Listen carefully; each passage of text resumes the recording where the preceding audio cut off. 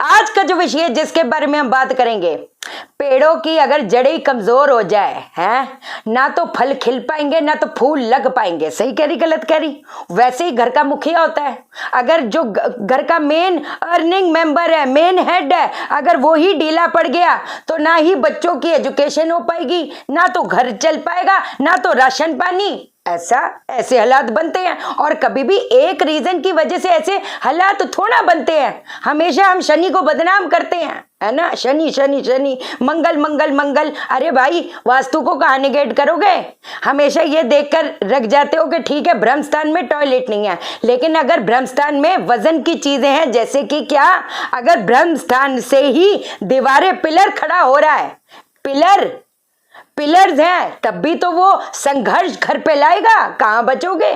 अगर घर के बीचों बीच पानी का स्तोत्र है तो कहां बचोगे? आप समझे? एक रीजन कभी भी नहीं होता एक इंसान के संघर्ष आने का।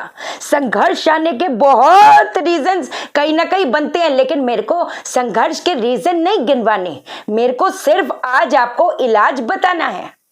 क्योंकि जब आप कभी भी नोटिस करो, जो मेन अर्निंग मेंबर है उनका जो है क्या कहती हैं, फाइनेंशियली वो ठीक नहीं कर रहे, फाइनेंशियली बहुत नुकसान हुए, भयंकर नुकसान हुए, उसके बाद उनकी तबीयत भी बिगड़ गई, मानसिक शांति भंग हो गई, घर पे लड़ाई झगड़े बढ़े जा रहे हैं। मतलब जहां पर बैठने लगते हैं तो बीवी से झगड़ा, जहां बैठने लगते हैं बीवी बच्चों दोनों से झगड़ा होता है। और अगर आप उनके बच्चों का भी ग्राफ देखेंगे तो वो चार चांद नहीं छू रहे, वो भी कहीं ना कहीं संघर्ष से जूझ रहे हैं।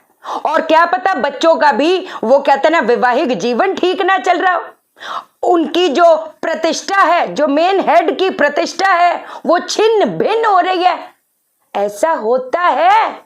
और ये जो चीज मैं बता रही हूं, आप में से कितने लोग होंगे वो मेरे से रिलेट कर पा रहे होंगे कि हमारे साथ ऐसा हो रहा है?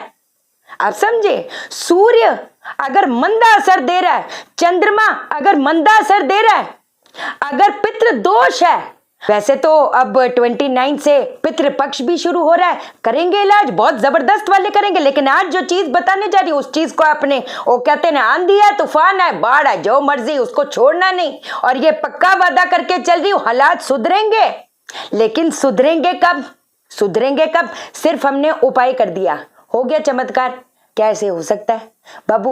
जब तक आप मेहनत मुशक्कत नहीं करोगे, अगर आपको जॉब चाहिए, आपको हाथ पैर, अगर आपको पता ही आपका वक्त साथ नहीं दे रहा, तो उसको पिछाड़ मारने के लिए क्या करेंगे? इलाज करेंगे। इलाज तो मैं बता रही हूँ, लेकिन कंपनी घर पे थोड़ा आएगी कि हाँ जी नमस्कार, आप आए नहीं, हम आपका स्वागत करेंगे फूल डाल के। ऐसा होता है। और जब नेगेटिव प्लेनेट की दशा, अगर मैं कंसल्टेशन भी करती हूँ, मैं हमेशा देखो बोला है, अगर भयंकर पीरियड चल रहा है, पहला टारगेट क्या होना चाहिए कि हम चीजों से कहीं ना कहीं बच जाए, दूसरा टारगेट कि हमारी गाड़ी चलती रहे। लेकिन मैं दूसरे बंदे को तो ये वादा नहीं कर सकती ना कि छत से पैसों की बरसात हो जाएगी, नहीं ना। उनको मैं ये बोल देती हूँ कि इतने दिन, इतने महीने, कई बार जब जरूरत पड़ती है तो दिन तक बता देती हूँ, मंडे ऐसा जाएगा, ट्यूसडे ऐसा जाएगा, ऐसे बुधवार को पंगे ना लेना। जब ज्यादा जरूरत पड़ जाए, वो तो हिसाब देने को मैं सेकंडों का भी हिसाब दे दूं। अपनी स्टडी पे मुझे कॉन्फिडेंस नहीं, ओवर कॉन्फिडेंस है तो है, लेकिन मैं आपको रास्ता दिखा सकती हूँ, आपको मैं रोशनी दिखा सकती हूँ, पर चलना तो आपने ही है, आप समझे? तो अब सबसे पहली चीज हम क्या करेंगे? पहला चीज, जो घर के मुखिया जी हैं, हर चीज आप अपनी बीवी पे मत डाल दीजिए कि आप करो। आप अगर, वो कहते हैं ना, अपना पैर नहीं जमाओगे, अगर आप अपने अंदर वो शक्ति नहीं डालोगे तो कैसे चलेगा काम? जो लोग जो घर इनफैक्ट पितृ दोष से पीड़ित हैं, चाहे वो वास्तु की वजह से हो, चाहे वो प्लेनेटरी पोजीशन की वजह से, और मैं उस पितृ दोष की बात नहीं कर रही कि तुम्हारी दादी को भूख लग गई। अरे आत्मा ना जीती ना मरती, ना भूख लगती ना कुछ लगता भैया। आप समझे? कब समझोगे आप? जी ठंड लग गई, दादी को ये चढ़ावा दो, दादी को वो चढ़ावा दो। दादी की क्या, दादी की जो एक सोल है वो तो ट्रांजिशन कर गई ना बाबा। आप ये चीज समझने की कोशिश करो। मैं किस पितृदोष के बारे में बात करती हूँ, which is based on only and only planetary position. जो हमने पहले भी डिस्कशन उसके बारे में की है। सबसे पहली चीज क्या करेंगे आप, आपने अनुष्ठान हवन रोज करना है। किस चीज का? ओम ग्राम ग्रीम ग्राम सह गुरुवे नमः स्वाहा, ओम ग्राम ग्रीम ग्राम सह गुरुवे नमः स्वाहा। वैसे तो शाइना सेठ ब्लॉग्स को सब्सक्राइब करो, उसमें भी बीच बीच में मैं चीजें बहुत जबरदस्त बता देती, ब्यूटी की, हेल्थ की, सारा जो मैं रूटीन फॉलो करती बीच बीच में रोज बताऊंगी, उसको सब्सक्राइब करो। और आरिका शाइना जंतरमन हीलिंग को भी सब्सक्राइब करो, मैं दोनों लिंक दे दूंगी, कोई ऐसी टेंशन लेने वाली बात नहीं। और मैं आरिका शाइना पे अब जब लाइव आऊंगी तो उस पे ज्यादातर मोटे तौर पे आऊंगी, मतलब ऐसा पहली बोल के चल रही हूँ, है ना। तो वो एक एक क्वेश्चन हम लोगों का लेंगे, उसमें कोई टेंशन लेने वाली बात नहीं। पहली चीज तो ये। और जब आप अनुष्ठान ले रहे होगे तो आपने अपना नाम बोलना है।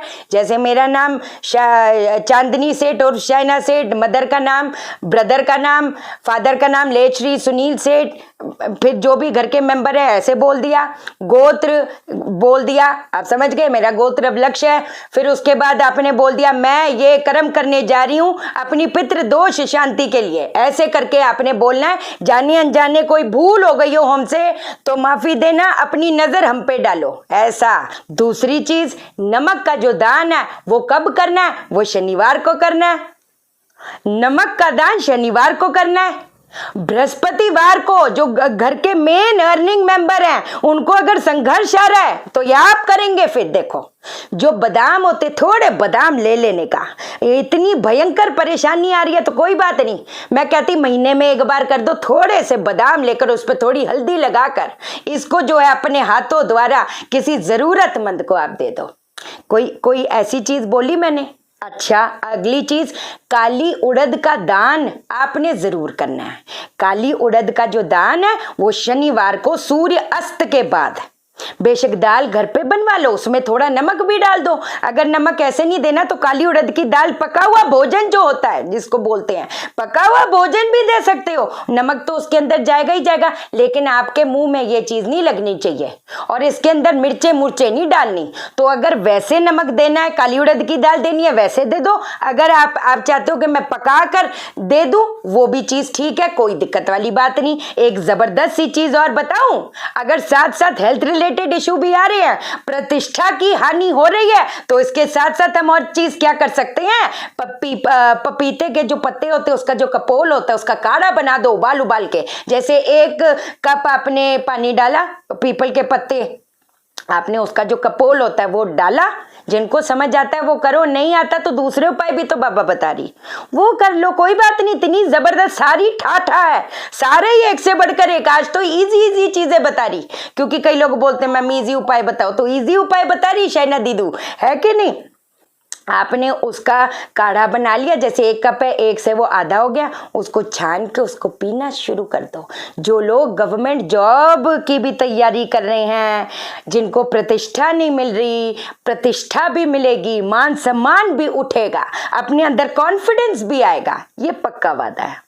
एस्ट्रो वास्तु प्रोफेशनल कोर्स जो करना चाहते हैं वो व्हाट्सएप करें। अगर मेरा रिप्लाई नहीं आया तो मुझे आपका मैसेज नहीं मिला तो एक बार आप व्हाट्सएप कर दो। और जिनको कंसल्टेशन भी चाहिए आप व्हाट्सएप करें। हाथ जोड़कर कहती हूँ फ्री में कंसल्टेशन ना मांगे, ठीक है जी। चैनल को सब्सक्राइब करो, मेरा दिल अपने दिल से जोड़ दो, वीडियो को लाइक करो, शेयर करो, इसलिए करो सबकी जिंदगी ठा हो जाए।